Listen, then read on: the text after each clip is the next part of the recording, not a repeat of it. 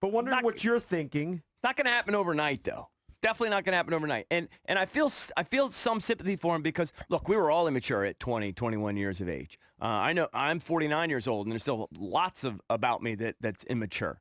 And I also feel bad because, look, he was caught up in the moment, and he went over and he wanted to high-five the fans a little bit because, he was excited they were going to get that dub. He never intended to go take a selfie.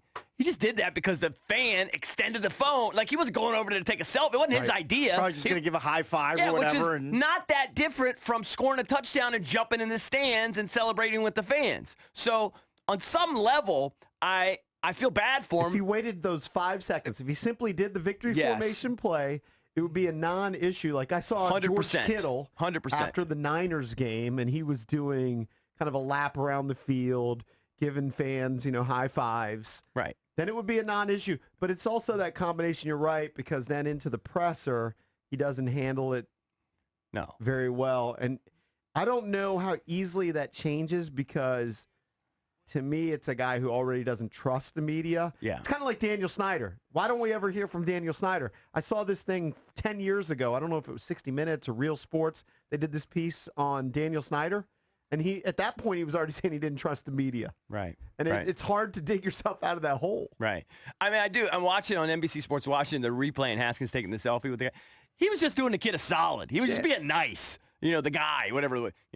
I guess it was his first Redskins game. He missed the play. That guy's getting of course so he missed many the play. attention dollars, just so many. But my point is, Haskins didn't intend to go over there and take a selfie. He didn't whip out a phone from his sock. No, he actually just was being nice to a fan who in the moment asked him to take a selfie, and he just lost his head for a second. He got caught up in it. Yeah.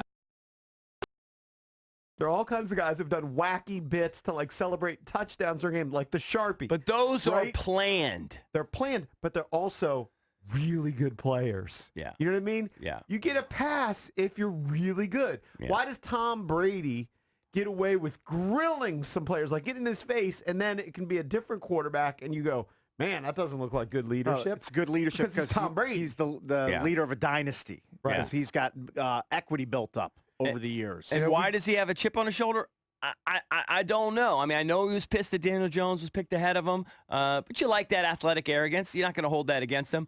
He definitely doesn't like the fact, and who would like the fact, that it was openly reported that, basically the coaching staff didn't particularly want him, that he was Dan and Bruce's guy. So that didn't set him off on the right foot here. Pick. Yeah, he didn't like that. I mean, deep down, he wants to be loved, and he doesn't feel We all loved do. right now. We all do. He Right. doesn't feel loved right now. He's feeling the criticism. Yes. He'd be better off getting off social media.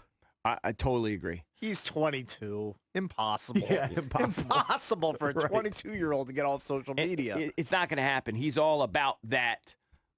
I'm telling you, he's just all about that lifestyle. He's not going to get off social media because that's where you show off the lifestyle. Yeah. All right, let's go to These Jim guys love each other. in Crofton. Jim, what's up?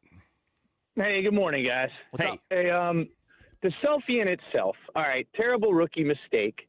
The problem is, like EB was saying, is compounded with all the issues that you hear about not being in the playbook, Right. Showing up later than any other quarterback. That speaks to the immaturity and the work ethic.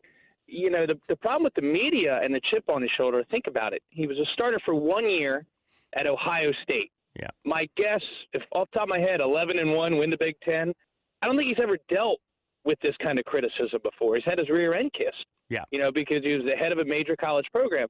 His problem with only 1 year starter, a guy like Trevor Lawrence down at Clemson, even just being in year two, what do you have to go through early this year? Oh, what's wrong with Trevor Lawrence? He's actually thrown a couple picks this year.